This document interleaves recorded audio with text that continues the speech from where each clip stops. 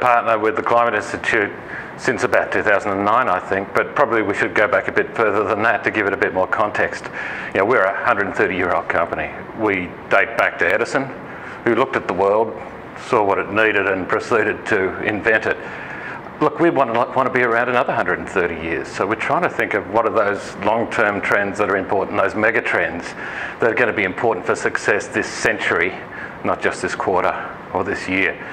Those trends are pretty clear to me, and we've got business initiatives around two of them. Cleaner energy, you know, resource productivity, doing more with less carbon, less energy, less water. That's a pretty clear mega trend. We're onto that one with our business initiative, Eco-Imagination. Another one's affordable healthcare, and we've got a business initiative around that one called Health Imagination.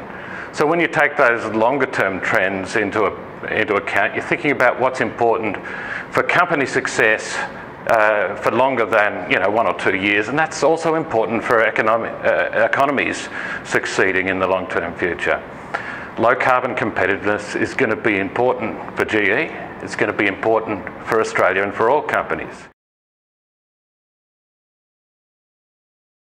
We're highly carbon intense. We haven't been as carbon productive as other countries. In the decades to come, that will indicate relative success of economies.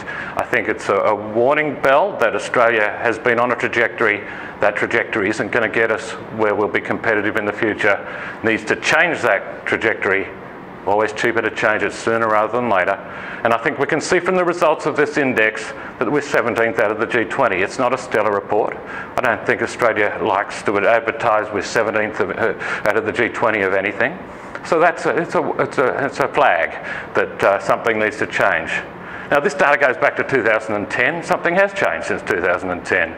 We now have a price on carbon, a sensible response to not being as carbon competitive as we could be. So I think a sensible government policy response has happened since then, and that should show up as a trajectory change in the future iterations of this report. Hang on to the price on carbon is important. 75% of Australian businesses telling us that they believe a price on carbon is here to stay. Hang on to the renewable energy target, doing a good job of low-cost abatement. So very pleased to be involved with the Climate Institute on this latest iteration of Low Carbon Competitiveness Index. It's important as we think about long-term success for companies and for economies.